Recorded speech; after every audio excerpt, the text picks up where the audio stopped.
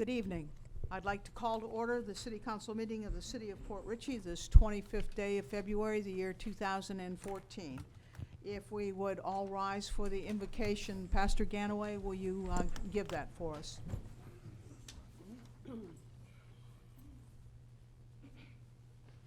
Let's pray.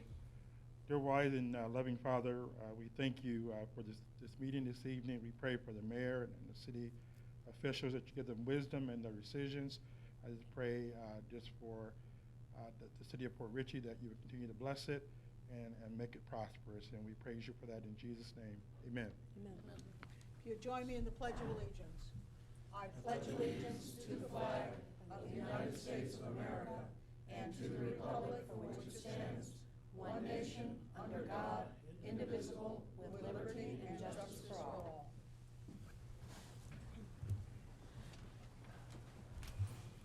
Madam Clerk, will you call the roll? Yes, ma'am. Mayor Eloise Taylor. Here. Vice Mayor Bill Colombo. Here. Councilman Steve O'Neill. Here. Councilwoman Nancy Britton. Here. Councilman Terrence Rowe. Here. City Attorney Joseph Public. Here. And City Manager Tom O'Neill. Here. All right, the first item is the approval of city council minutes from the regular city council meeting of January 28th and the regular city council meeting of February 11th. Do I have a motion to approve? Motion to approve. Second. Any corrections, discussion? All in favor? Aye.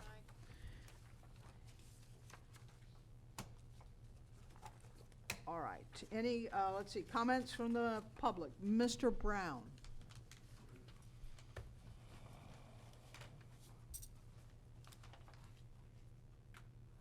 Thomas Brown, 7436 Candlelight Court.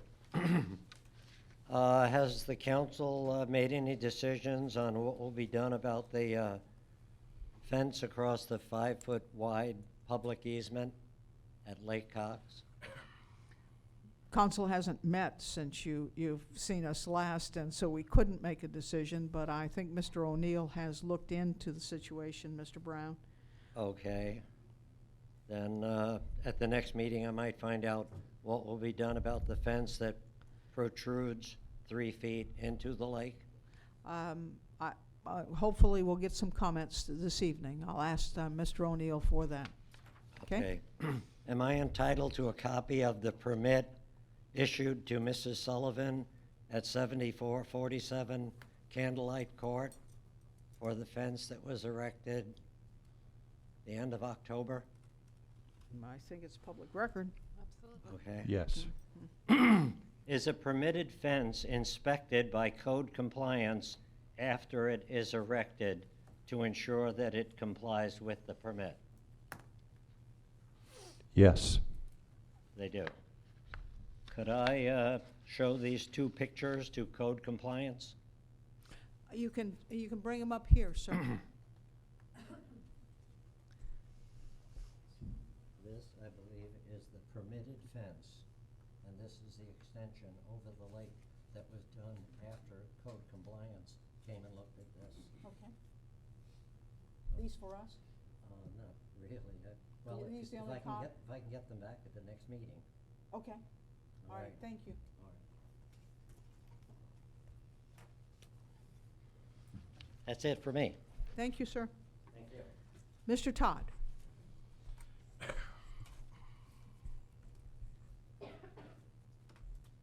(513) Mallet Drive, Matthew Todd. Good evening, Madam Mayor, Council. What I wanted to see is last council meeting, we had a discussion a little bit about the water issues. I've been steadily replacing my toilets in my home because of the rust rings in the toilet, the quality of the water, it's not being addressed, and the water rates are going up. And the part that I don't understand is that Councilman Steve O'Neill addressed that we ain't had an increase in 8 years, and nothing more has been discussed anymore about that. And why does it need to be a rate? Because of the mismanagement of the water facility. And I wanted to thank Councilman Terry Rowe for his comments, and I wanted to thank Nancy Britton for her comments on about the wastewater aspects. Something needs to be addressed about this. And as far as our city manager and our utilities department, I think there should be an audit done on their job performance, and the audit should be done on the water facility. Something needs to be addressed to that matter. I mean, I have really a bad quality of water, and it's been being tested, and the quality's not very good. And I don't understand why we're paying for water when we have our own water facility that should be taken care of. There's no reason for this, none whatsoever. But I do want to thank you for what you're doing for the trailer park, every single one of you. Thank you very much on the trying to clean that trailer park up. Thank you very much. Thank you. Pastor Ganaway.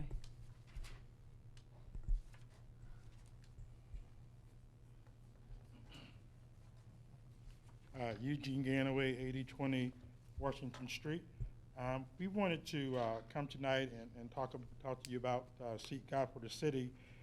It's a 40-day prayer booklet that we brought, and we wanted to give everyone, the mayor and the council.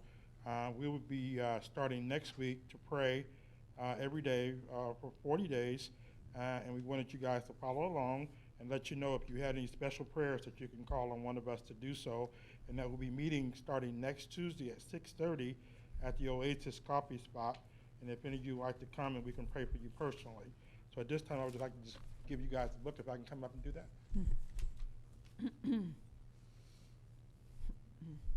That Oasis Coffee Shop, is that the one over there? On Rowan Road? Morehouse, I mean, what, I forgot the name of this. It's Embassy. Oh, okay, okay, okay. Thank you very much. Yeah, I've been there. Thank you.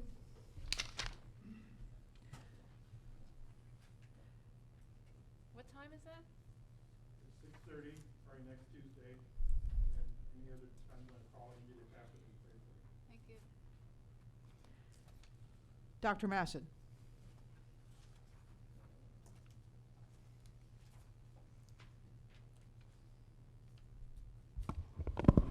Dale Massad, 8221 Hayward Lane, Port Richey. I only got 2 minutes. Thank you. I'll need them all. Okay. I'm supposed to be here tonight to present the Port Authority Board and the report to you. Mr. O'Neill was not finished vetting our report, so we're put off for 2 more weeks. So, you know, I missed in the charter where it says the Port Authority Board is to make a report to the council or to the city manager who vets it, then makes a report to the council. You know why I missed that, Steve? Because it ain't there. It doesn't have to go through him. It isn't supposed to go through him. I am angry about this, and I apologize to you all. But I mean, this is like a Pied Piper thing. I don't know what's going on around here. City newspaper. Oh, we got all the signage issues on the water done. That's on the first page right there. If they are not done. That's what the whole vetting issue is about here. Last time I was at here, when I was allowed to speak as a Port Authority member or board chair, I asked Mr. O'Neill, who did it wrong? Was it the engineer or was it the subcontractor? They both did everything right. It'll only cost the city $2,500 to remove or move 3 signs. Not one of you guys, not one council person asked, well, I'd like to know if everybody did everything right, why is it going to cost us $2,500 more? Why? Nobody cares? That's where the money's flying out of here. Engineering, engineering, engineering. Come on, Nance, help me here. I'm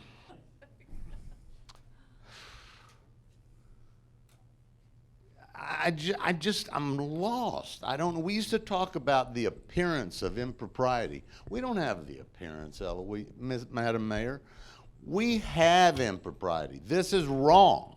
This is not going the way it is supposed to be. Mr. O'Neill, to the best of my knowledge, is a government employee for life. What does government do? Government grows government.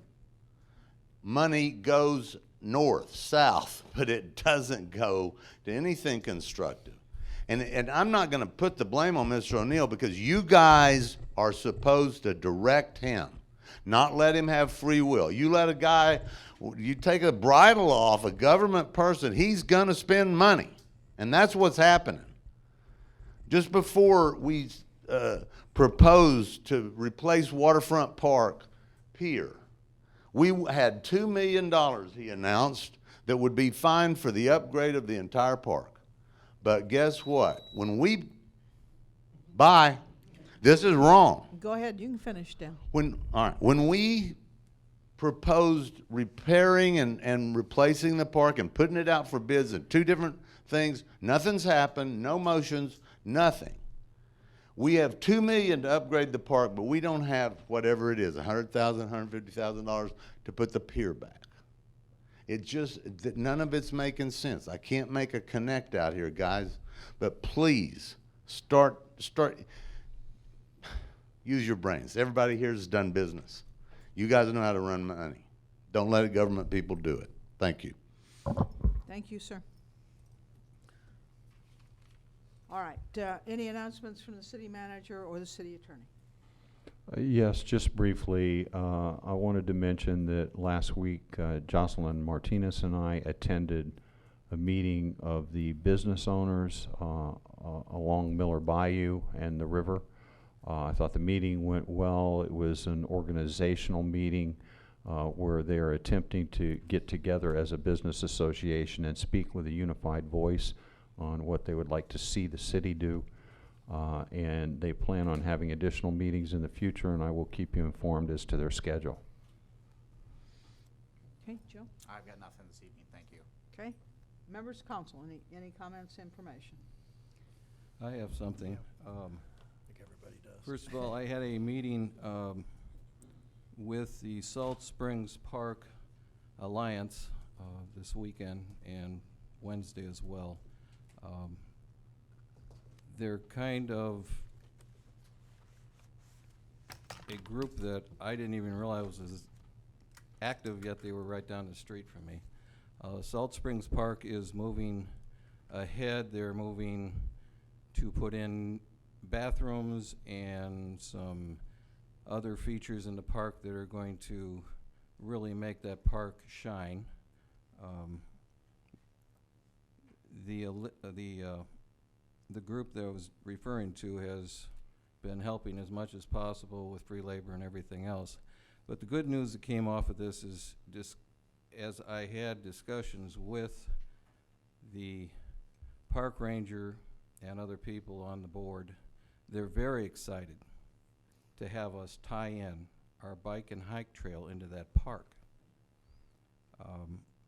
They're going to have to get the bathrooms in first and a couple other boardwalks over sensitive areas, but they are very excited to have that done. That's the good news I have this evening. The bad news I have, unfortunately, I have to join the gentleman who says his water's crummy. Here, folks, this is what we're peddling out there. Isn't it a beautiful thing? 2 weeks ago, my wife called me in the house to show me this when she was cleaning. I had no idea. I'd been drinking that stuff for weeks. It's nice to know that's what was going down. I called the city. They came out. 4 people came out to take a water sample. And the report said that our water was fine. Chloramines, everything was fine. Well, I don't call this fine again. And I've sent a bottle of this out of state to a lab to be analyzed. I'm waiting to get the results. But folks, council, we gotta do something about this water department. This is, as a councilman, I'm embarrassed, and as a consumer, I'm enraged. And then the prices are going up for this tea that we're selling for clean water. I don't know where the problems are. I've talked to SwiftMud, I've talked to a lot of people, and it's time that this council made up its mind to bring in some professionals, not engineers, professionals, SwiftMud and the rest of them, find out what's going on down there. Is it the sand filters? From what I understand, that's part of it. It may not be all of it. It might be the saltwater intrusion. It might be a mixture of all things, but it's time to look at our water department. I haven't got anything else to say on that. My last thing is, I've been wondering what happened to Pete Schatzel. He came in every quarter and gave us an update, his opinion, his guidance. For like 10 years, this council has been hearing from Mr. Schatzel on how things are progressing with the finances, where we should make changes, where we are doing well, where we are doing poorly. I thought the man had been sick until I finally thought to inquire and ask why he hadn't been here, and I found out that the city manager decided we did not need him here. I don't think it's Tom's decision as to who should report when we have had this man here for 10 years. I want him back in front of that, in back of that podium next meeting if possible. I think it's time we had a report from him. I don't know what the game plan is here, but I have no patience with this. It makes it look like we're trying to hide something. I have no patience with the fact that Mr. Schatzel has been sidelined. So I would like him back next meeting. Nancy? Okay. One more thing, Mayor. Oh, I'm sorry. In reference to the fence, since nobody wants to talk about it, I've pulled up the But it's got a Land fence. Development Code, zoning, Chapter 22, Article 2. No fence shall be erected at a height greater than 4 feet on residential property along a canal or any natural body of water. It further states, it is further provided that any such fence shall be constructed with fencing material such as chain link or decorative wrought iron, so as to not to obstruct the view of the waterway by adjacent property owners. I tell you that fence is in violation, it needs to come down. I got a letter, or I should say an email from the city manager stating that it seemed to be all right, so I think we need to have another look at the fence. Nancy? I remember when we redid the fence rules here, and I think that fence might have gone in possibly before that, but I don't know. So we might want to check into that. Looking at that water, fortunately, I haven't seen any of that water, but I agree with Mr. Rowe. We can't have that. That's not what we need here. And I would be very interested, Mr. Todd, you mentioned that you had your water tested. I would love to know the results of that test. And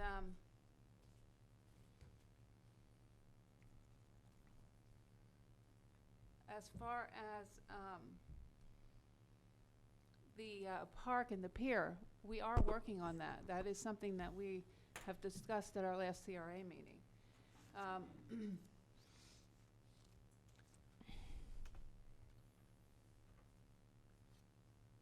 And also, Mr. Schatzel, could you discuss why you've decided to leave him?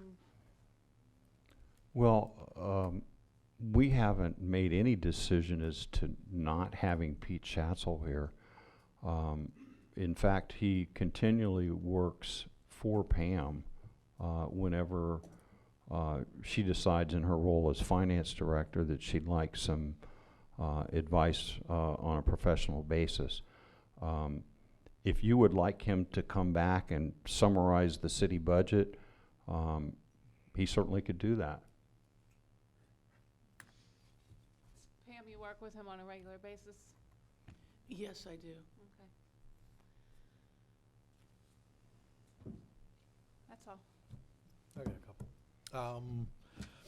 I just had some things written down, so I'll go through those first and then comment on some other things that came up. Noted in my emails there were some complaints of homeless in the park. I don't know if that's specifically Waterfront Park, but they had noted the Cody River Park. I don't know if they just inadvertently mentioned one versus the other. So I wonder how we're doing at the park. I don't know if the Chief, I know you folks are around, and obviously things are going all right. I mean, we see the reports. Yes, sir. It's an ongoing, as I said in the previous meeting, it's an ongoing situation. We deal with them on a daily basis. They are in the area for reasons of Salvation Army is here. I'm not using that as the excuse. I'm just saying that they are here in the area. The economy is bringing more and more of them out. We are dealing with them the best we can. At times, they're not breaking any laws, so arresting and taking them to jail is not the answer. Right. Believe me, sir, we understand they're here and we're dealing with them. But I will not violate anyone's rights because of they're homeless, obviously, but we are dealing with them the best we can with open alcohol and trespassing and those dynamics, but they're here because of the area brings them here. Right, right. And I know that's a difficult situation. It was just pointed from folks that they were walking and a couple of the shelters were taken that they were going to actually have a family function or something. The Gulfland Mobile Home Park, is this under new ownership, or I know there've been several violations in the past. Is an area that we've looked at, and some things are changing there, obviously. It's not under new ownership to our awareness. No deal has been consummated yet. Okay. So we're still aggressive in our enforcement, I guess, is. Yes, almost all the units, I believe, except for one, have been posted as unsafe with an order to vacate, and we will follow up on our demolition proceeding as we're allowed to under the rules that are set forth in the ordinance. And we've seen how that's worked for us, and it's worked well, and we move forward with it. The Southwest Florida Water Management District, I understand, extends Phase 2 of the water shortage, obviously allowing now for 2 days rather than the 1 day. Is that correct? That's correct. Okay. The candlelight situation, I imagine you're going to talk about. I will just say briefly with the fence. I did point out several weeks ago in a meeting, I myself reported a fence driving on my way home. Just that reporting of the fence changed things. You know, we know the way that has to be.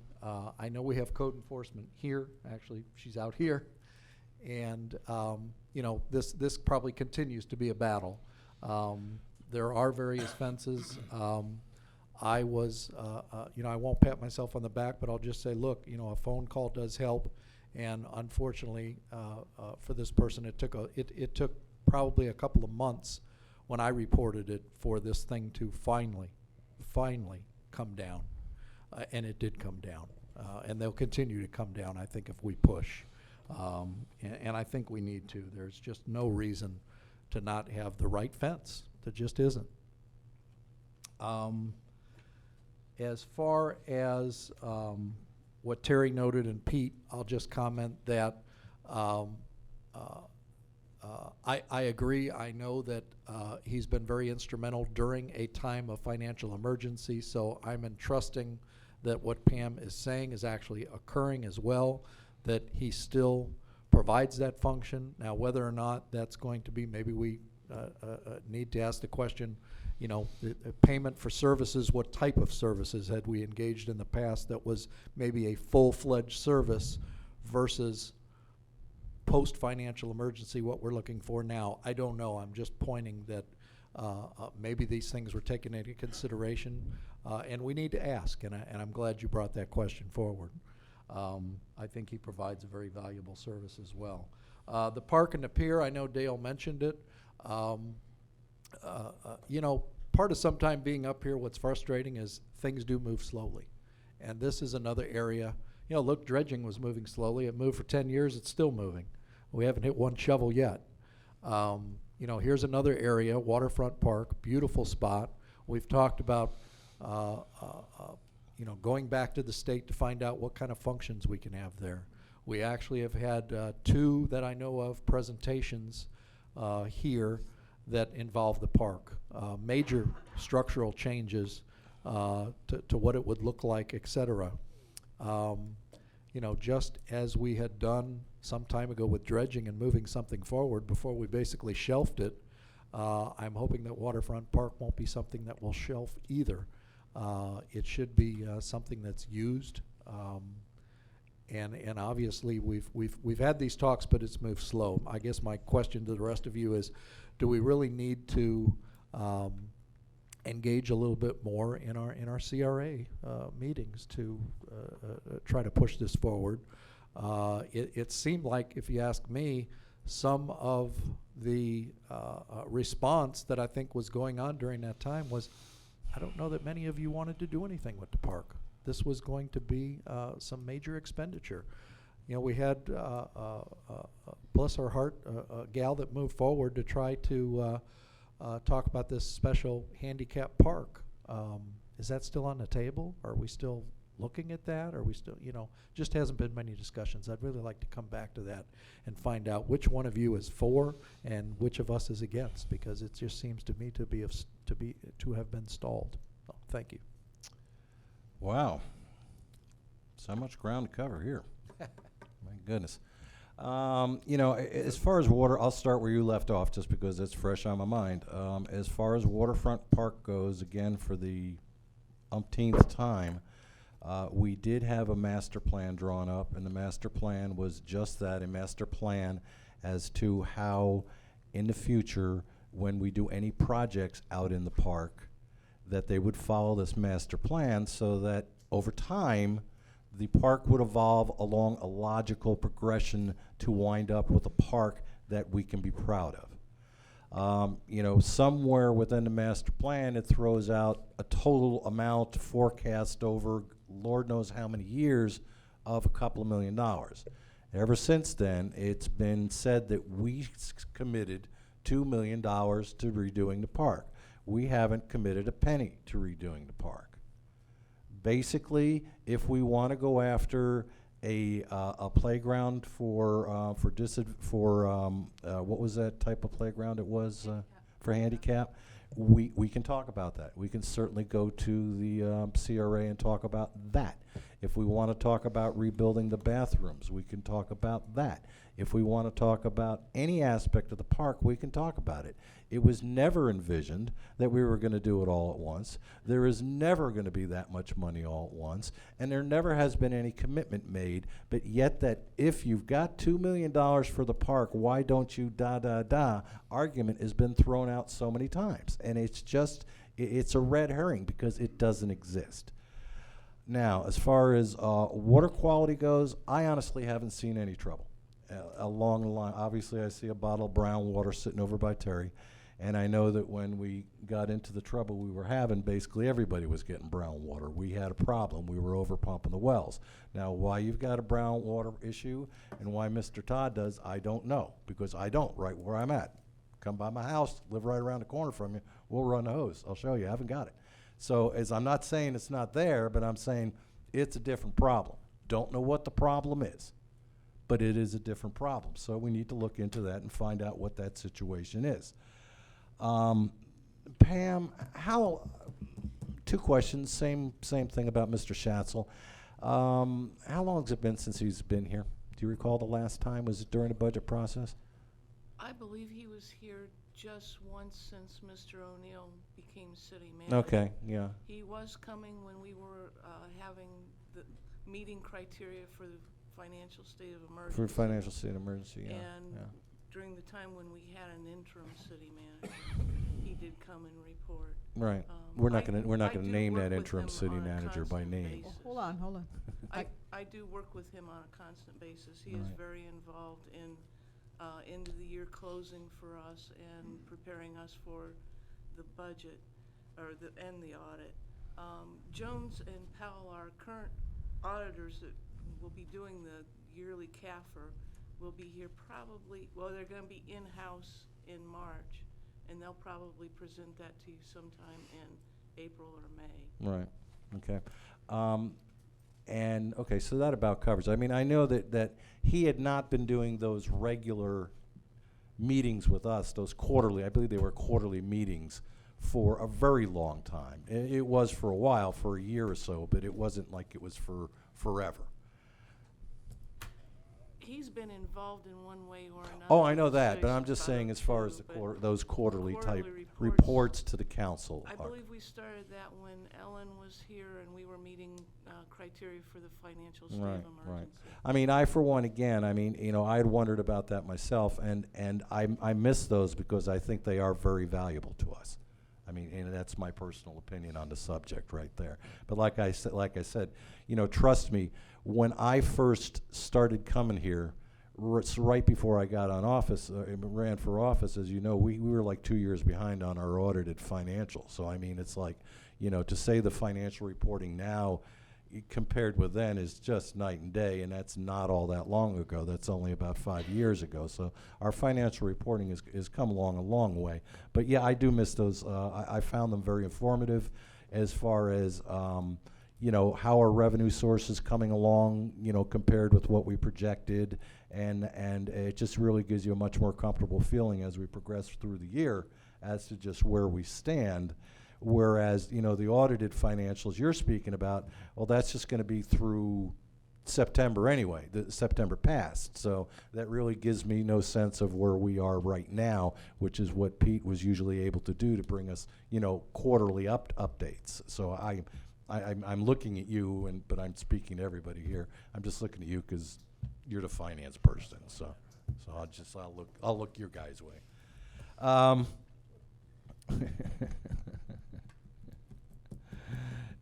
Good old Dale. Update and dash. I wish he'd stick around so I could reply to some of the things he says, but he has a habit of doing that. Again, you know, part of what I was referring to with the $2 million for the park is in reference to something that Dale said along those lines. And also in reference to those other items that kind of all go along with that, to tend to feed out more of the CRA than the city council meeting. But you know, our hesitation on moving forward on a lot of those projects are the same reservations that Dale has, and that's cost. I mean, that's why we haven't jumped right into some of these projects. And that doesn't mean we don't want to see them happen, but it does mean that you know, we are conscious of the fact that an awful lot of these projects as presented to us were at a cost that made us want to sit back and think it over and look for cheaper and different ways to do it. So that's my opinion on why certain projects haven't moved along as, you know, as much as we might have wanted to. And my goodness, there was one other thing I wanted to speak to. Oh, as far as the Port Authority Board giving a report. I mean, essentially they have a meeting and we just schedule, and Dale, or if Dale's not available, you know, somebody else from Port Authority stands up and gets us a report. So I'm not sure what he's talking about when he comes down to saying that the report's got to be vetted by you. That does not happen. Tammy prepares the minutes. In this case, they had a meeting last Tuesday, and she, because of her workload, wasn't able to finish, and so we had planned on putting them on the next agenda in their entirety. Right. I don't go through and vet or eliminate anything, neither does Tammy. Right, but I mean, as far as I'm concerned, basically the reports that have always happened, from my recollection, was, you know, going back a number of years, was simply a report. The person from Port Authority Board came up, stood there at the podium, and made a verbal report to council. And then there was a point in time where the minutes were included with our packet, which were helpful.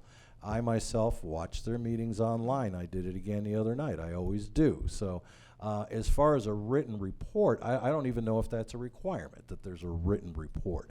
There's just basically the requirements within the code is essentially that they meet twice a year and they make recommendations to the council on the safety and the health of the river. I mean, that's essentially what they're defined in the charter as. So, you know, as far as any written reports, you know, I mean, if they want to do a written report, they can do a written report. Certainly. And then it get put in our packet. I mean, that would, you know, if he wants to do it, that wouldn't be vet by you, it wouldn't be touched by you. It would just go in the packet. It'd be his report. That's my personal opinion on it. Now, I don't know how the rest of you folks feel, but just figured I'd hit on that. Other than that, I probably got something else to say, but I'll think of it later. Okay, let me make a couple of comments. On Mr. Schatzel, since I've been here, he has not reported to council, and apparently his reporting was before my time. Is it the council's desire to have him update us on the finances? If so, you know, if you think it's a good idea, then Bring him in. we need to suggest that. I'm for it. Okay.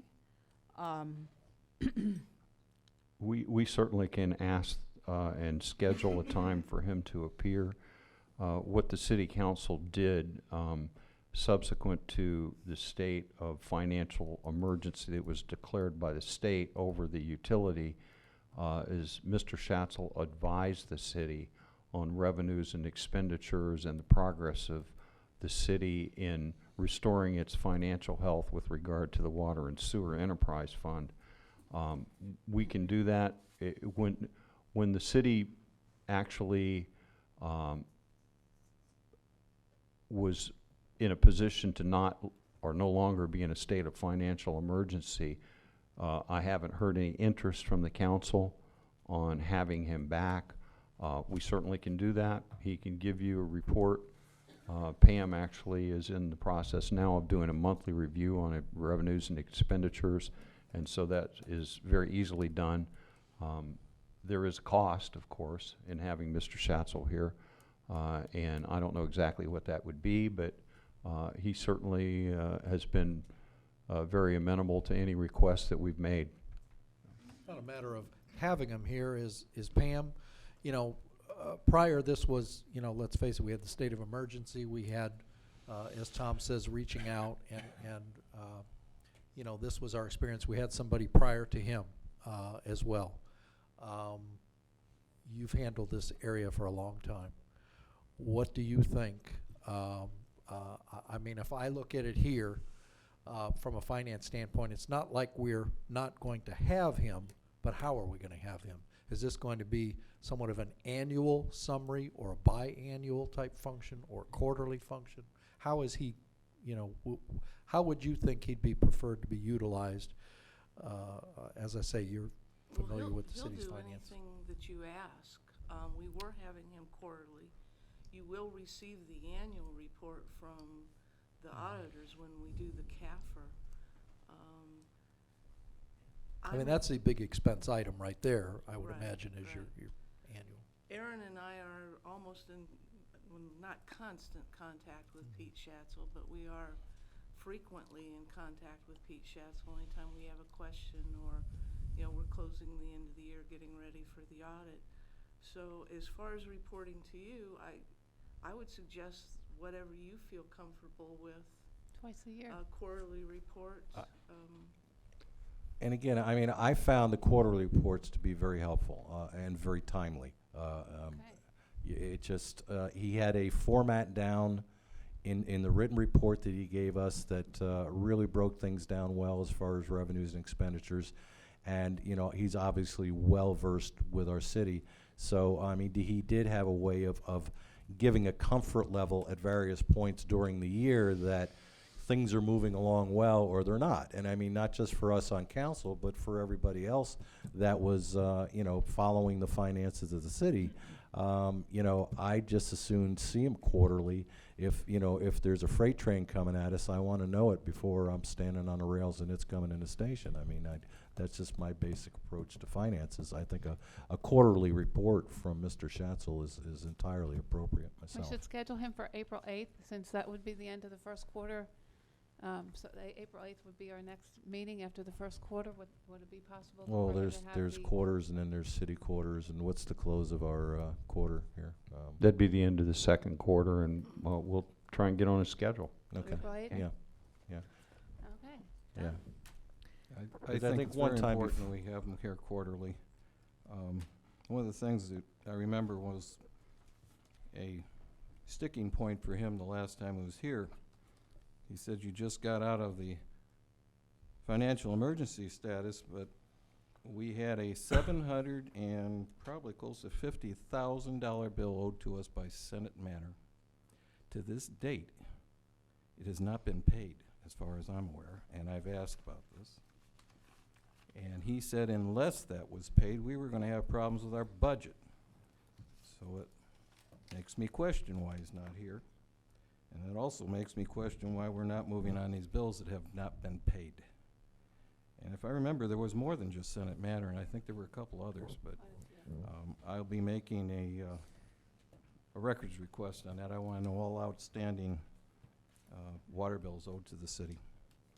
All right, I had the floor. Let me continue. With regard to the issue of water quality, if you'll recall what this council and city manager's done throughout this last year is have water quality as one of the primary focuses and issues. And when there has been a problem, I've seen the city manager's been very proactive, including, as you all recall, dealing with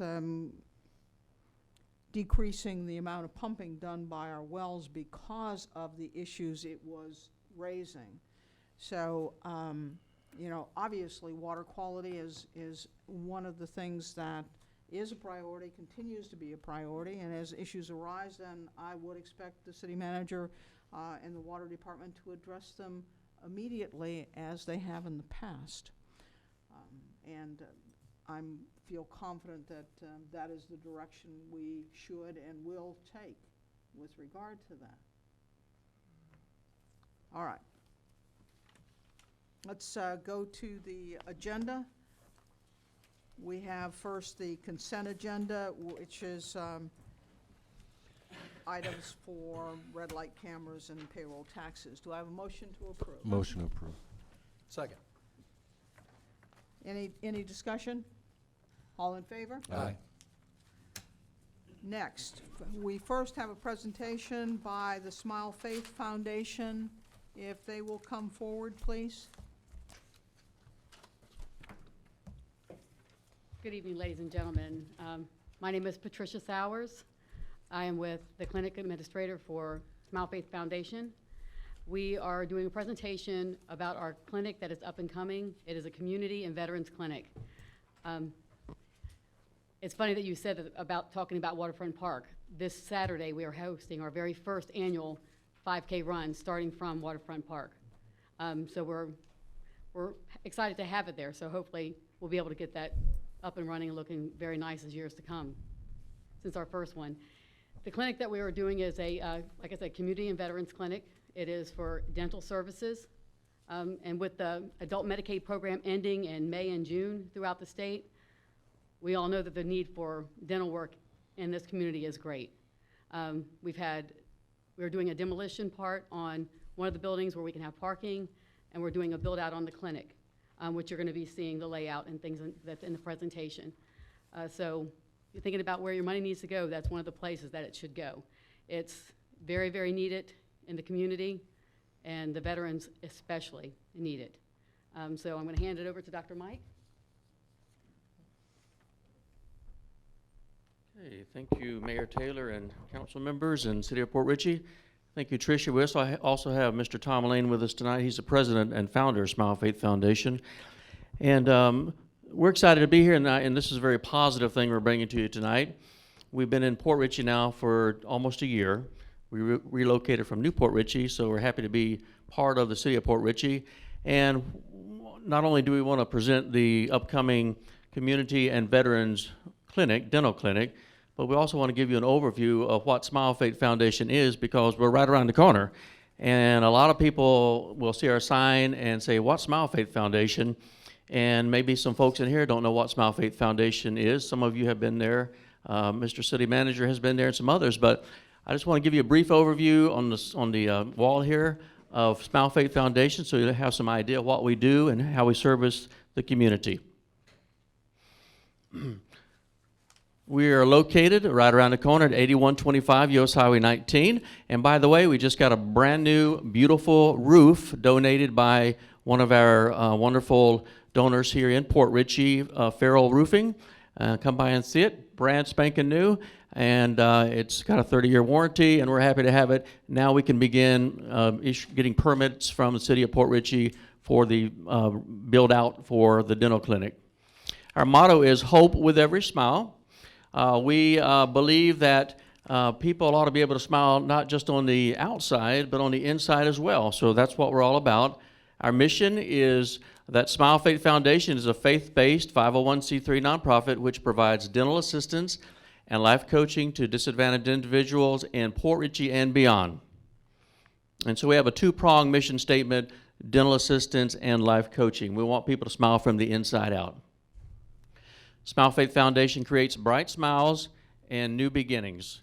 And here's a couple of children we've helped. One is from this area on the left, and one's in Guatemala with Rosemarie, our assistant. Our headquarters, obviously, is in Port Richey, right around the corner, but we also have other areas of service. We have been to Peru, Guatemala. We have a brand new Smile Faith Dental Clinic in the Appalachian Mountains, Jenkins, Kentucky.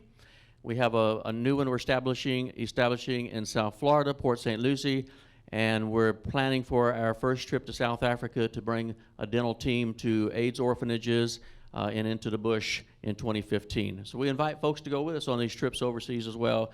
If you're a dental professional or you just want to go and help out in some way, it's appreciated. We'd love to have you.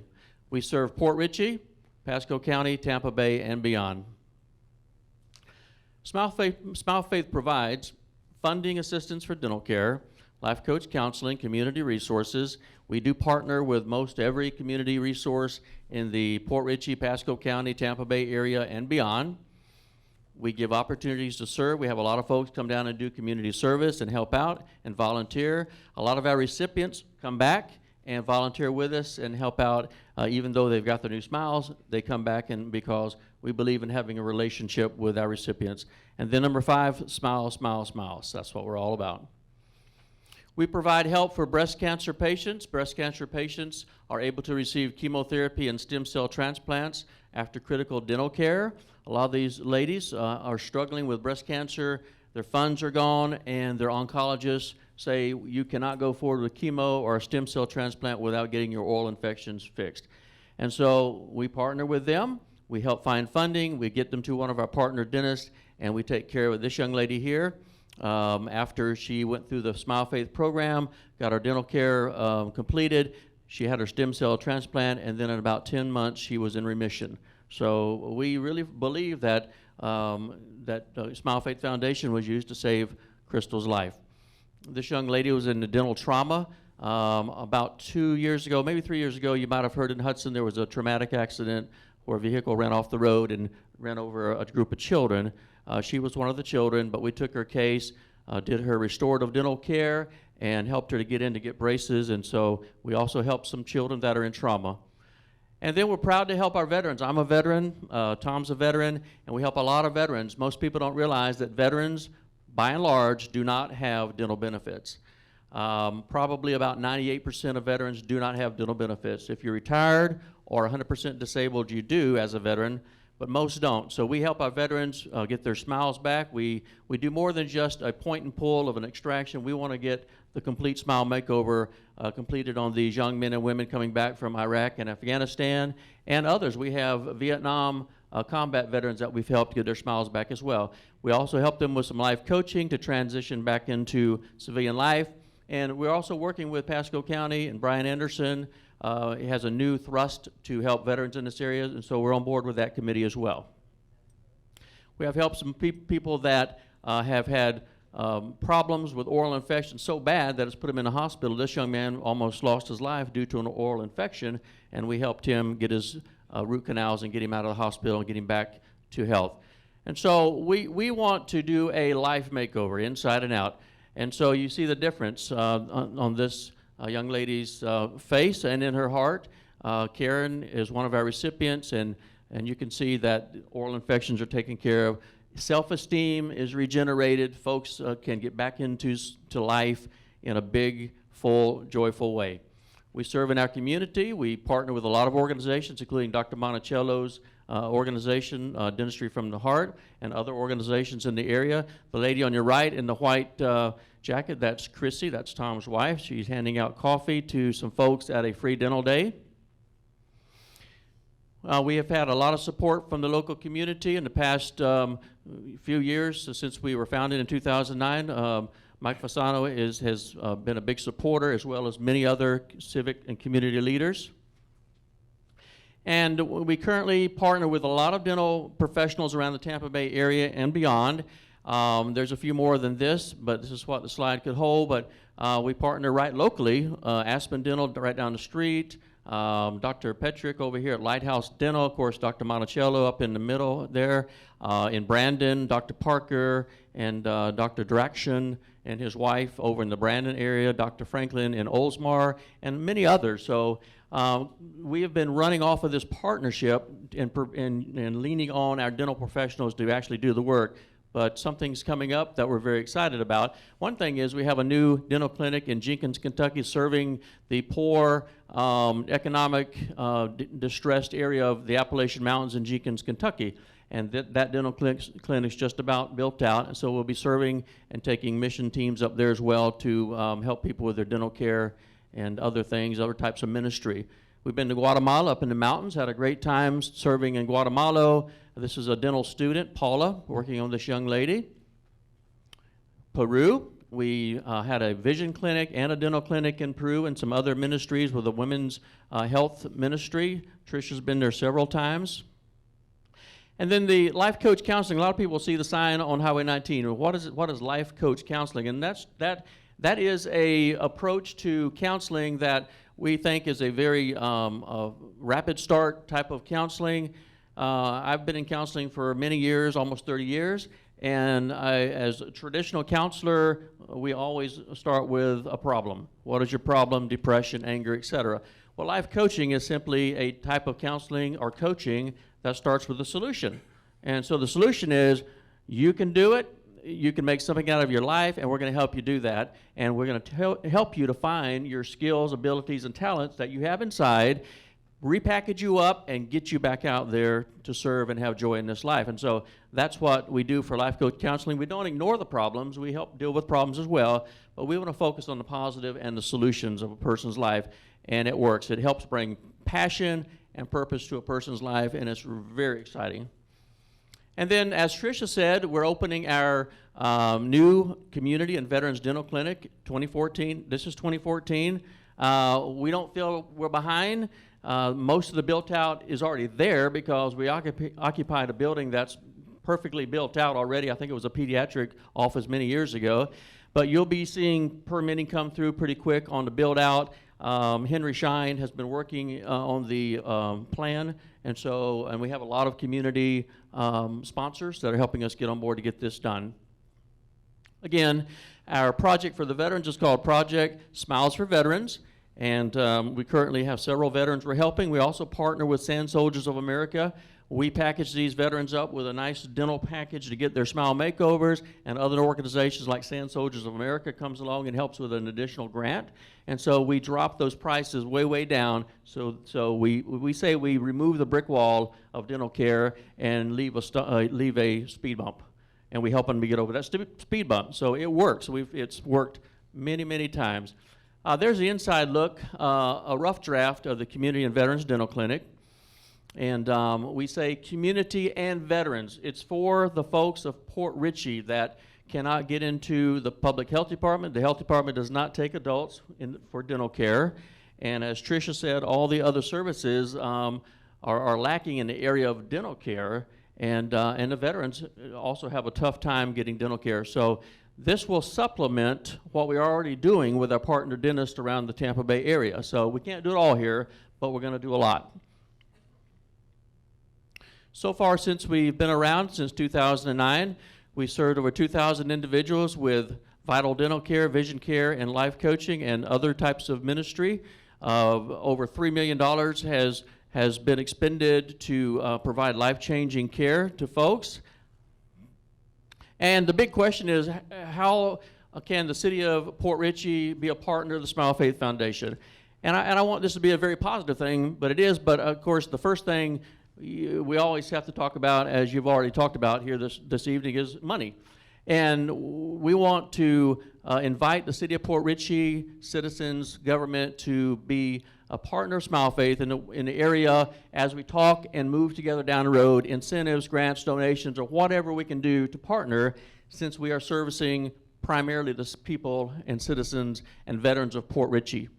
Secondly, we would like you to familiarize yourself with Smile Faith Foundation so you can promote our services. I'm sure people come by here and say, where can I get dental care? I'm an adult, over 18. I don't have much money. I need some dental care quickly, or life coaching or something. And so we want you to familiarize yourself so you can promote Smile Faith. Provide guidance for us. We're new in the area, less than a year. And so we want to do things right, and we want to have a good reputation. We have credibility, I believe, and a good reputation. We want to keep that in the community. We want you, the folks of City of Port Richey and other citizens, to be able to feel free to volunteer for community events with us and be able to be available for speaking opportunities. We have an annual banquet every October where we report on what's happened the last year for Smile Faith Foundation and all the great things. And so that's coming up, and so if you can be with us, enjoy a meal, enjoy the presentation, and maybe, give us a good word. Thank you for the opportunity to serve the citizens of Port Richey, Florida, and you can look us up on Facebook. Join us for an even brighter future. If I have just one more second, I want to introduce Mr. Tom, and if you have any questions that we can answer, feel free to ask your questions. Thank you, Mayor Taylor. Thank you. Yes, he's asked me to say a couple of words, and in conclusion, anyone here can nominate somebody to Smile Faith. All you have to do is go online, fill out the information. We send them a letter. We tell them if there's a way in which we can help them, and we find a way to help everybody if they will work with us. So it's a vehicle that enables them to find hope, because the average cost of a care is about $10,000. And we don't have $10,000 to pass out right and left, but we do have resources, and we have ways by first putting insurance on them and bringing it down to about $3,000 or $2,500. And then we work to help them get loans, or we help them to find family members who can give them support. Or on occasion, when there's an emergency, we provide them grant money so that it can be taken care of, and these people can move on with their lives and have some fulfillment, and even become taxpayers for Port Richey, because they can get jobs after they get their smile. It's amazing what, a restaurant will not hire somebody that's got a bad-looking mouth. We know that. I mean, it's offensive. And so we have a lot of people who fit in that category, and there's more and more that are fitting into it, especially those who have been on drugs, et cetera, and we're able to help them. We tell them you have to be free of drugs for at least 6 months, and we'll work with you. And so we help them. Some people in their early 20s have nothing but rotted teeth throughout, and we have to take them and have them all their teeth pulled and dentures put in. So, but they get their smile, they get hope, and they get a future. And so you can be a part of it too. Mike Fasano, he probably sends us, nominates somebody every week that comes to him. And he's not able to recommend them anywhere else. So we're able to help quite a few people there. And we want to help more. We're limited by our resources. And we are going to be, we're going to pursue this goal though. With our new clinic, we'll be able to help a lot more people. Be a lot of point and pull, and a lot of fillings and a lot of cleanings, but we will be open, and we'll find a way to be open every day if possible for people in this county and in this region especially. So we just want you to be educated and know what Smile Faith Foundation is all about, and because we like to help people. And currently we've created a new sister charity. It's called Dentistry That Cares, and we'll be promoting this program throughout the country, where we assist dentists in setting up free days, a free day for everybody in his community. And Tricia is our executive director for that, and so it'll be headquartered here, but we'll be able to help people all throughout the state and throughout the nation as we assist these dentists in setting up a free day and perhaps treat 300 to 400 people in one day. And the dentists want to do it. They just want somebody to show them how to do it. And we know how to do it, and we will be helping these people. thank you for your patience, and thank you for allowing us to be here tonight. Thank you. Anyone on council have any questions? I'd just like to say welcome to the community. That's great. The work that you're doing is inspirational, and I think you're going to be a real asset here.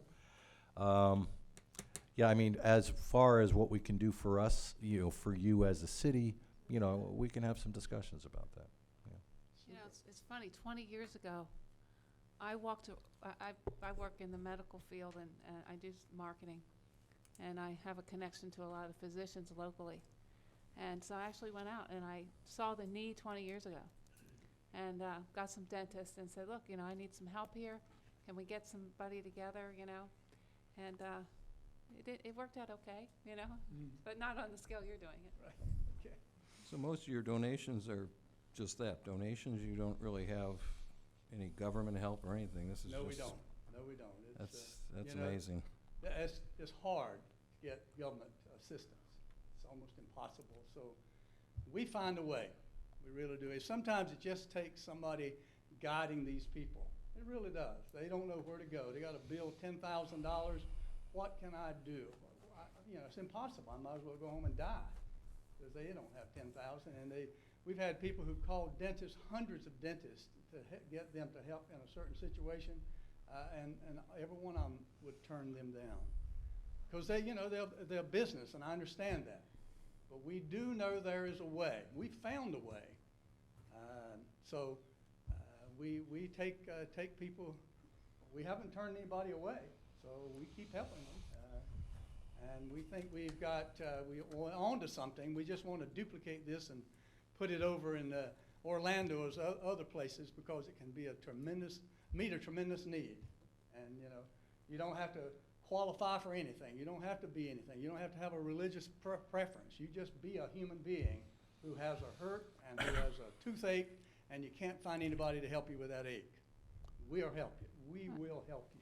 I think I really think that what we're not doing a very good job of is educating our young folks that proper cleanings twice a year that are relatively inexpensive are their future to good dental health. I mean, if you don't have a lot of resources, but you have enough resources to get you to the dentist once a year for a full cleaning, and to brush on a regular basis, that's half the battle. And so I don't feel as though we're doing a good enough job of education in our schools and at home. Well, that's part of our agenda as well. And our new clinic, we hope to be able to see hundreds of people every day. That's our goal. And we will, if we can ever. And we hope to raise the funding to perhaps hire even a full-time dentist there. We'll start out with volunteers, but we have ambition. And we have passion about it as well, yes. Well, I would hope that you could create the same type of environment that we have here at the Good Sam Clinic, where our medical professionals go and give free time and quite a bit of hours. So I would hope that our dentists in the community would do the same. They will. They will. I've had dentists to tell me, and I'd like to pay forward. Let me line me up, and I'll give a half a day a month. So there are a lot of dentists that will do that. We just need the facility. This will be a nice facility. It'll even have an office for the dentist. It'll even have a lounge for the hygienist and others. It's going to be a nice clinic, and we'll have 6 bays in there so we can treat 6 people at a time. And we already have an x-ray machine that's been donated. We just took our box truck up to the Panhandle and picked it up and brought it back a couple of weeks ago. So there is a lot that can be done. It just needs somebody to organize it. Oh, and then Dr. Mike is one of the best. He's a good organizer.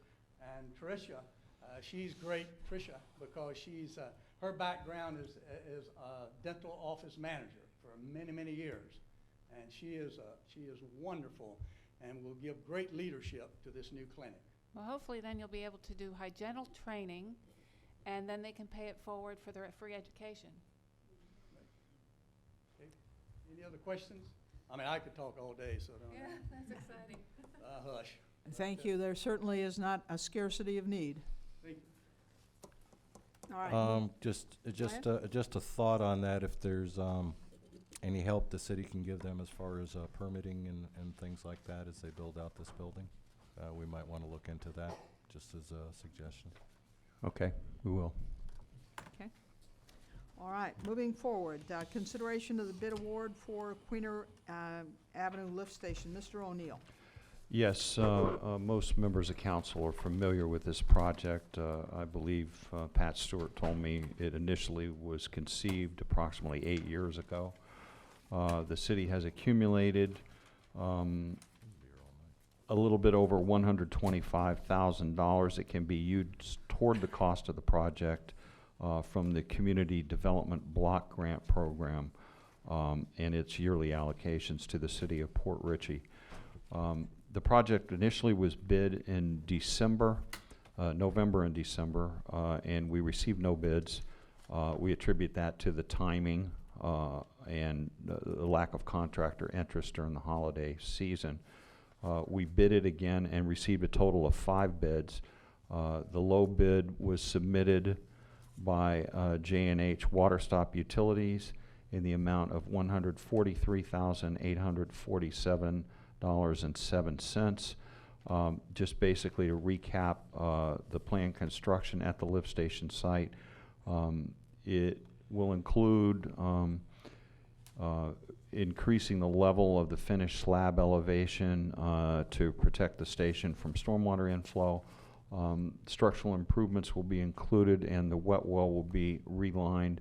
New pumps with increased capacity will be installed along with discharge piping, and the existing valve vault will be replaced, and new electrical controls and power service will also be replaced.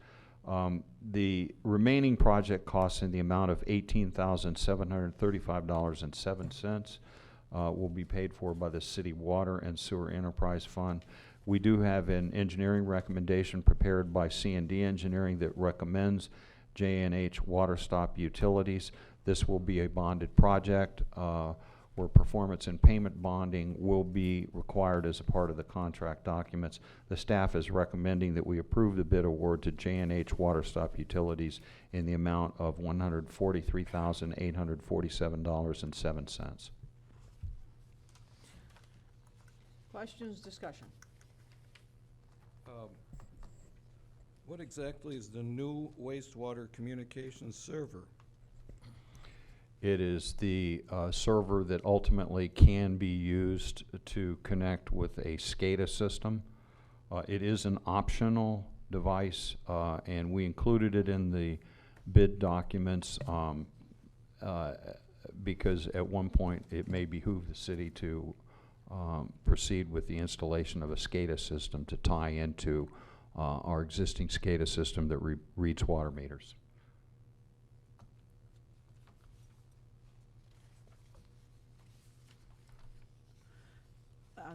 This company is the lowest bidder. And in the engineering report suggested that there was no indication based upon the references and the work they've done that they were not competent to do this.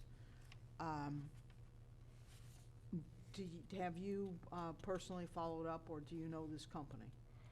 I have never had any experience with them. I have looked at their track record. It includes a lot of similar type work, and we don't have any indication that they would not perform in a satisfactory manner on this project. As I mentioned, there will be a performance and payment bond. The performance bond is issued by a security license to do business in the state of Florida and guarantees the performance of the contractor on the job. And my concern, obviously, is that when we get to the end of the project, that it's a project that's done right and done well and will endure. Yes, certainly. We, as a part of our work, will personally monitor this construction. Because it's a lift station, service will need to be maintained constantly at the site. And if there is something that is not happening in substantial conformance with the project plans and specifications, we'll deal with it accordingly. Mm-hmm. Well, this definitely is a needed project. I've been hearing about the Queener lift station for 10 years. And so, that being said, I want to give the people of our city department and also the residents in that area reprieve So, motion to approve. I'll second it for discussion. The only problem I have with this is, and I understand and can appreciate the engineer's suggestion that we go with this, but generally, I remember seeing the bids from all the companies behind the one that we were going to probably be voting on. I like to see the whole package, and so without that there, and something that's running $143,000, I would like to see that before I vote on it. I know we need it. I want to get it done. Mm-hmm. In the future, I think it would, I agree, I think it would be quite helpful to have the rest of the bid documents, just so that we can look at them. Yeah, it generally has been done that way. Yeah. I mean, Do you have the bid tabulation? We can go get it now if you want to postpone action on this till later in the agenda. I'd like to have a little more time on that. Can we just postpone it, table it till next meeting? I don't think it's going to give us, I mean, I don't want to rush through this. There's a lot of data there, I'm sure. Yeah, that's fine. I'll remove my, So, okay? All Okay. right, so we'll bring it back at the next meeting for the review. Bring it around for another look. We can do that. Okay. That includes that 7,800 additive alternate as well. I guess that's tied into that, so we'll see that as well. Yes. The communications. Okay. Next item is city employee dental insurance. Back to teeth. Tom, you want to speak to that? Sure. We have this on the agenda tonight. It was renewed at this time last year. We solicited a proposal that would carry this through for a 19-month period, in addition to what we have done in the past, which was renewal on a 12-month period basis. As you may recall, we have changed the cycle on our health insurance renewal. The 19-month period would allow for the dental insurance to expire at the same time as the city employee health insurance. The cost for the second option, which is a 19-month renewal period, would be an additional $455. And we have funding to cover that. We'd like to renew for the 19-month period because it makes our budgeting process easier. We will have firm figures on both health insurance and dental insurance while we're putting the budget together. So that's what we'd recommend that you do, is approve this for the 19-month period in the amount of $22,726.08. Okay, do I have a motion to approve? Motion to approve. Is there a second? I'll second. Discussion? Is there any, oh, I'm sorry, go ahead. Oh, that's all right. No, you go ahead. All right. You might have the same question. Could be. Just like we did with the health, the dental. Just looking at this, there is a maximum out of pocket, as there usually is with, same as there was in the health plans. But specifically, is there, usually with the dental, the employer is paying so much, and obviously the employee is contributing so much. Is there a particular breakdown for what ours is? I know we have the 2% increase, but With the dental, both union contracts and the personnel manual require that we provide dental insurance as it does health insurance. With the dental insurance, we do not have a buy-up plan. We only have the one plan. So the city does pay the full premium for that. This is an excellent dental plan for our employees. There is no out-of-pocket if the employee goes twice a year for cleanings and twice a year for x-rays. There's no out-of-pocket. It pays like 90% of root canals. We just had one done here last week. That's not right. It is really a good plan. For $29 a month for an employee, it's an excellent plan. I just wondered how it was related. Hold on, hold on. Oh, it's all right. Go ahead, Steve. Pardon? I just wondered how it's relating, you know, when we saw the medical costs going up and where we were there. Obviously, dental is a whole other, you know, discussion. We're not talking nearly as much, but as we can see, with this 2%, it adds in $456 odd dollars or whatnot. There's no way of telling in the future how this is going to play out, but you know, obviously, is this in your mind the beginning where they're starting to have these increases? I guess where I'm getting to No, is this- we pay 100%, We and a pay lot of places 100%. now are not anymore. Traditionally, in the years past, it's gone up 1 to 3% each year. Yeah, two questions, Pam. On the page 26, where you have the report from the Gearing Group, Yes, as far as the 2886 per employee, that's what we're paying. that's what we're paying now, Okay. correct. The 6312 for employee plus spouse, is that actually that amount less the 2886, or is that the amount that's out of pocket to add your spouse? No, it would be less the 28, what the. It would be employee- less the we would pay 28. the 28. So the employee figures would we're pay- seeing here are cost in each group, with the city picking up $28 and change Correct. in each one of those Correct. groups. Okay. Second question, just wanted to clarify, you know, just because that's still, that's actually a very good deal. Why Gearing Group didn't go out to somebody other than MetLife? We have gone out in the past, and And I know there's not a heck of a lot out there. there's not a lot out there, and this is such a good plan, and we've had no complaints whatsoever. And we really work with the employees to have them take advantage of this, because as they can attest, if you have good dental hygiene, that can stop other medical issues from happening. And we try to get the employees to be proactive with this and really follow through and get their dental cleanings each year. But we did not encourage Gearing Group to go out, or they did not recommend going out? Not this year, we did not. When's the last time we did? We did last year. We did last year, Yes. okay. Okay. I might Yes. want to amend my motion, because I noticed there was two options here, so I'm going to move that we take the second option, amending. Okay, A second is amended. okay. Nancy? I just wanted to point out, just so that you realize, I don't want you to be, you know, upset when you find out that your root canal is only 60%, not 90. Where do you see that? It's 90 in network. If you look at the current column, preventative and basic, it is 90%, because Aaron just had one last week.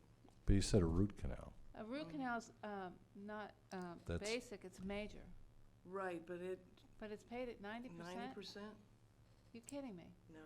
I want this insurance. Boy, you ain't the only one. Because it doesn't say that on this page. It does not say that. Her root canal I got my cost her $28 right here, $120 I'm in, or you know. something. Oh, sign me up. Yeah, I think Alright. it's confusing, because where it says major, it has it Says listed 60. as 60, yeah. And it is in characteristics. Yeah, but in when we have the breakout, it is 90%. That's good. That is a typo. All right, we've got a motion and a second for approval of option 2. All in favor? Out to public comment. All right, then, anybody from the public wishing to address this before we finally vote on it? All right, we have a motion and a second for option 2. All in favor? Aye. Thank you. Next is the ordinance number 14-636 on false alarms. An ordinance of the City of Port Richey, Florida, amending Section 12-20, penalties assessed for false alarm, Code of Ordinances, Chapter 12, providing for codification, severability, and providing for an effective date. Okay. The only change is the change directed by council at the last meeting, and it's just the change to subsection A. And that is the language proposed by Councilman Colombo. You didn't underline it, though. Get to that. The city clerk was kind enough to make those changes, and I failed to request that there be the strike-throughs and underlines, so that is on me. Okay. Do I have a motion? For I move to approve ordinance number 14-636. I'll second. I Second. believe we've beaten this ordinance to death enough. All right. Any further discussion, questions? Ma'am? Any public comment with regard to this ordinance? Ma'am, I'd like to comment about it. I don't know if it's gonna be any change or would it be enough of a change to do anything, but I would like for, in the whereas paragraph, that it include the fire department as well as the police department.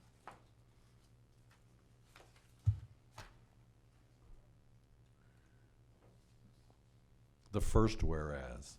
Correct. Okay. Yeah, that's a minor change. Yeah, that doesn't affect anything. Yeah, You can go yeah, ahead and yeah. pass it. Okay. Yeah. Anything else? Would you like it first or second?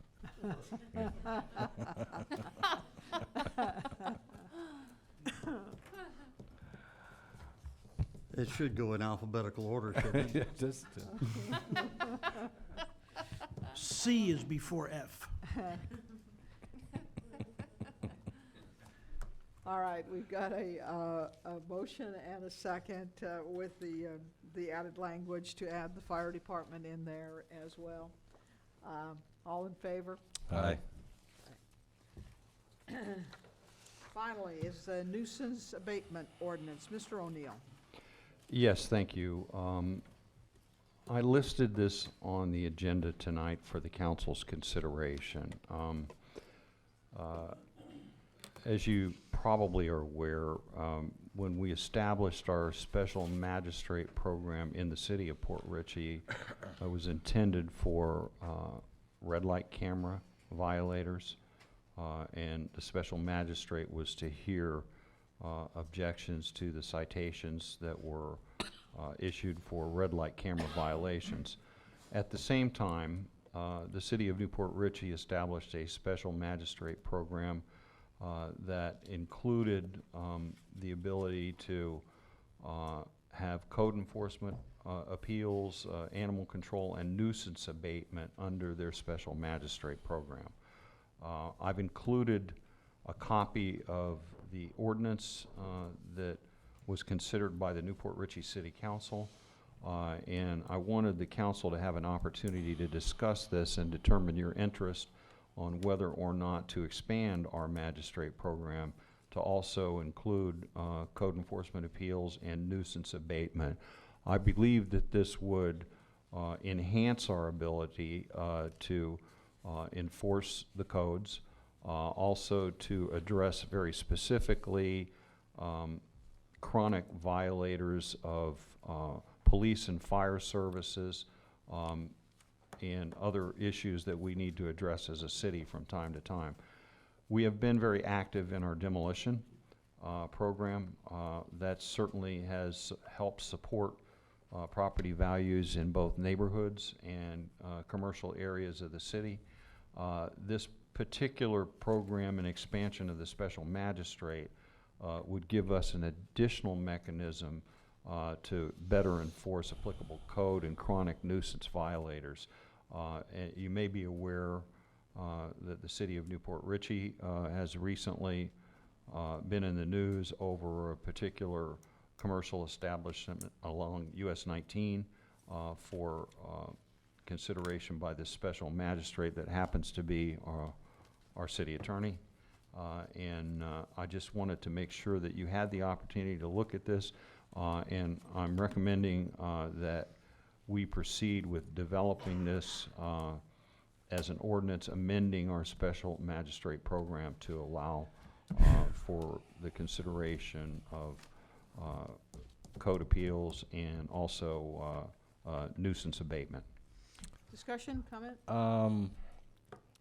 Man, I gotta tell you, I like the part that has to do with the nuisance abatement and, you know, repeat offenders in certain areas and certain types of activities.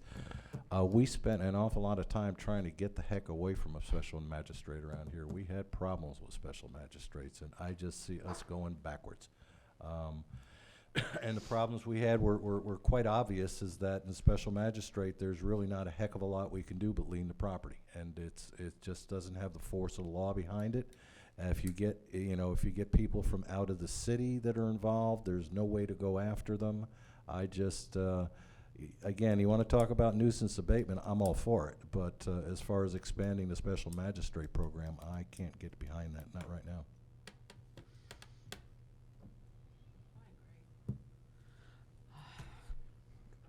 Anybody else? Personally, in my experience with special magistrates has been less than satisfying in the past, partly because a lot of the people selected never fully understood the government ordinances and administrative procedures, which is a world unto its own, very different from most civil practice.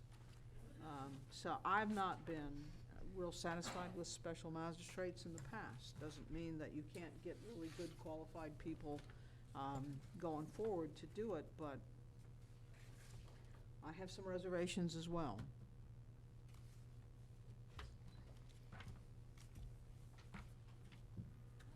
Anyone else?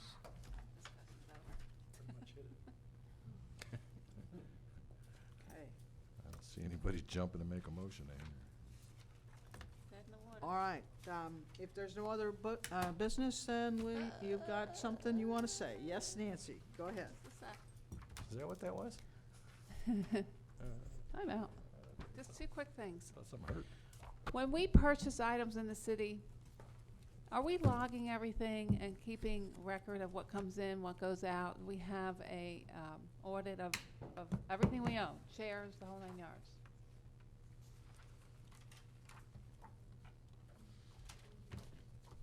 We do. Where would that be?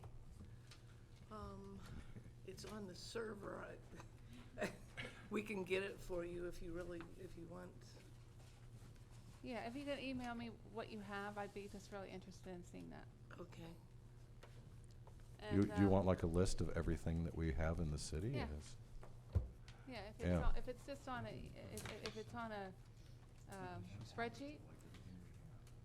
It's something that Tony and Frankie did. I'll have to ask them. I don't know what format it's in. Oh, we have Okay. a list of that. And, I know in the past, we've had people come in and look at our water department.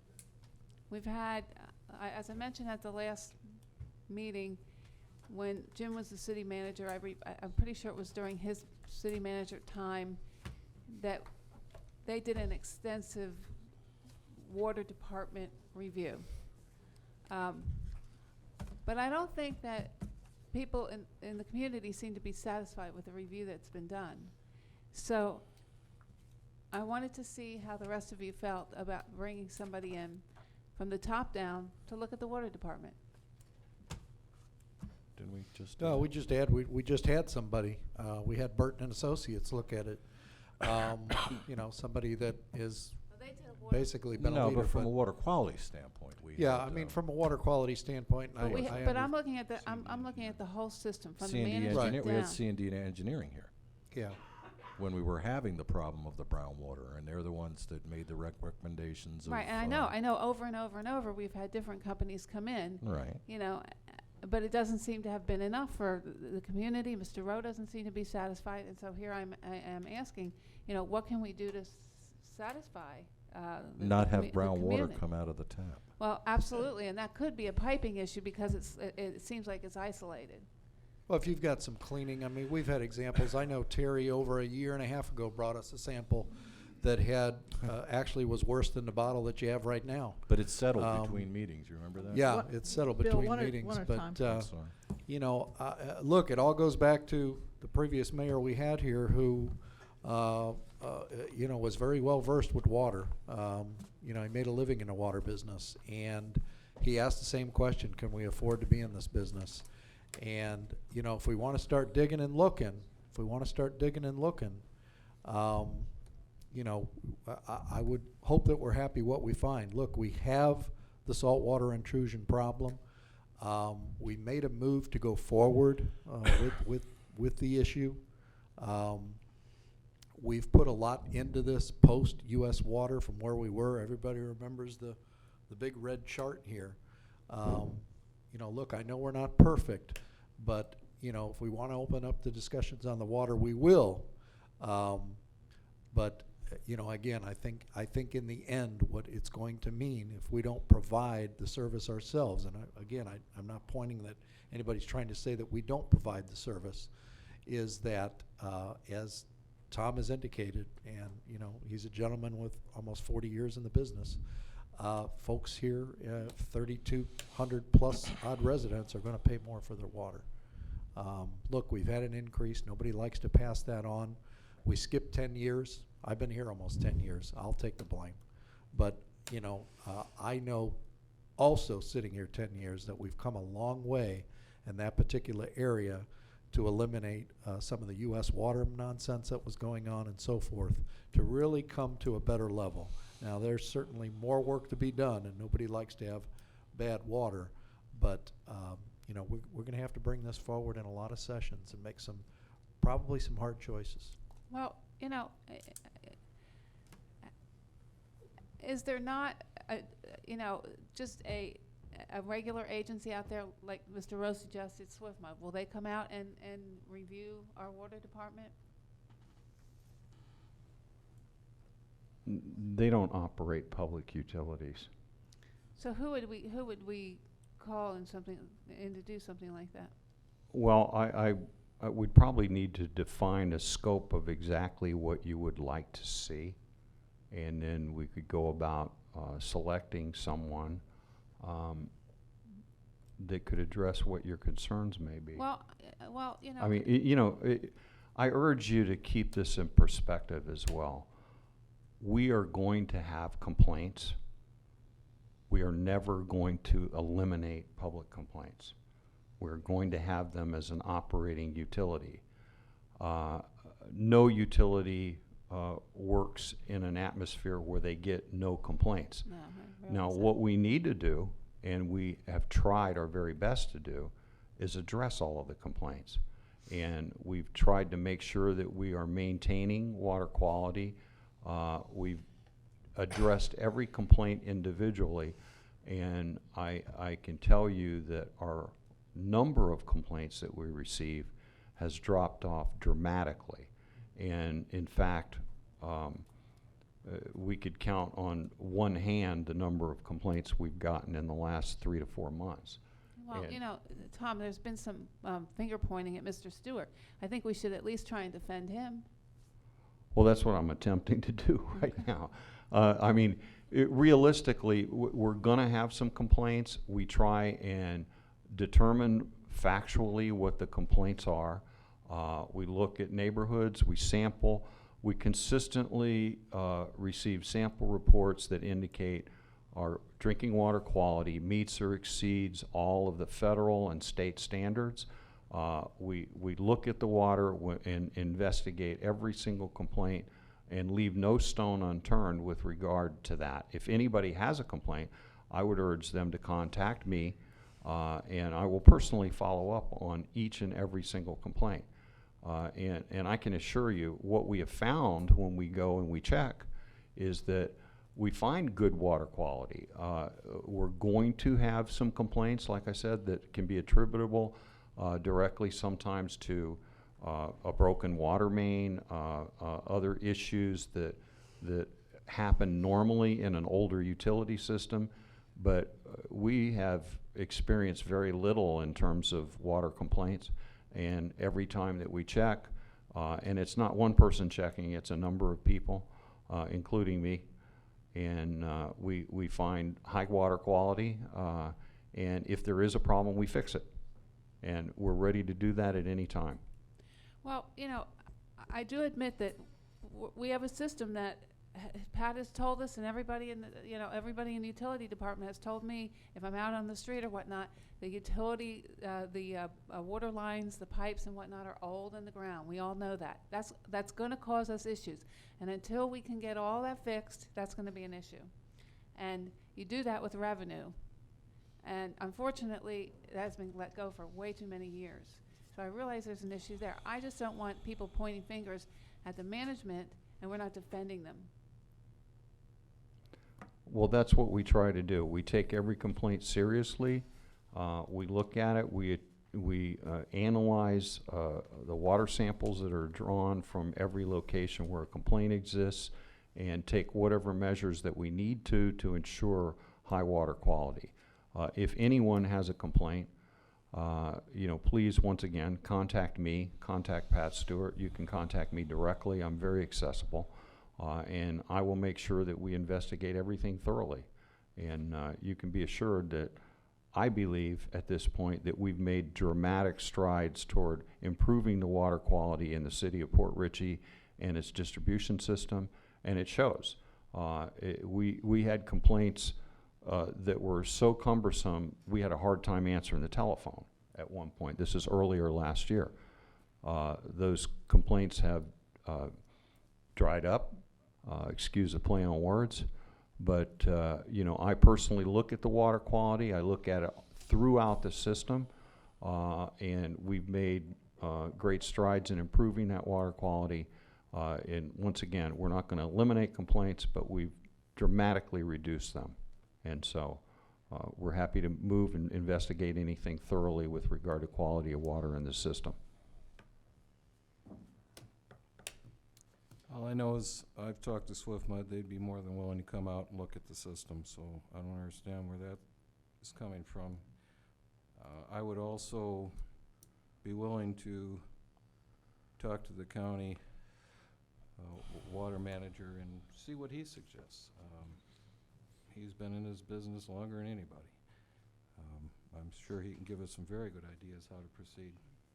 But I'm telling you, I'm drinking this water for days before my wife called my attention. Had she not started cleaning, we would have continued to drink this water. That's not acceptable. It's not acceptable to me, and it's not acceptable to anybody on our chain of water.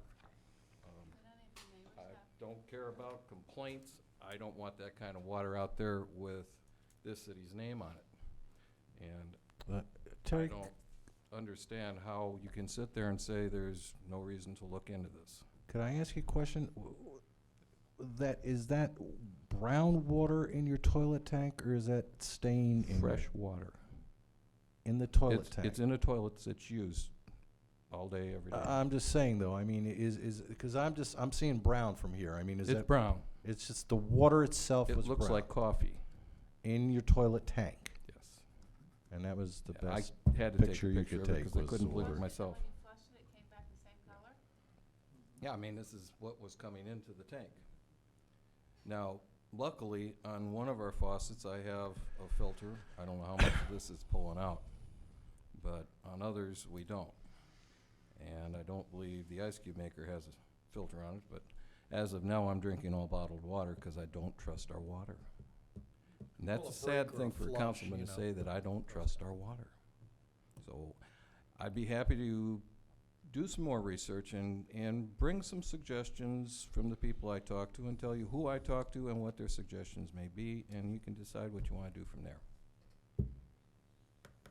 Well, I think everybody that sits up here has a common goal. You know, what we want to provide is certainly not that. I've sat up here many years, and there has been that, and as Tom indicated, there may still be that on occasion. And while that's not acceptable, we know that when there are some breaks, or there are some flushed lines, or there's all these other things that occur, you know, how is that avoided? Or, you know, quite frankly, you know, having that happen, you know, the warnings are out there, and then of course you're not, you're obviously not drinking the water. I've lived here since 2001. I've never drank the water out of my faucet. I buy it, but it's just me, you know. It's not because of what I see come out of the faucet, but I don't think anybody's trying to hide anything. We have a common goal, and if you're getting that in your toilet, I don't want to see that. And I don't think anybody does. So certainly I'm in favor of whatever needs to be done to try to move that forward. But, you know, again, this is a large thing that we're talking about when we talk, you know, we're talking reclaimed water now. We've got a lot of things. I almost think water's gonna be on every agenda coming forward, because there's a lot to talk about still. But, you know, I'll thank you for bringing it forward, and I know you've brought it forward before. All right, anything else?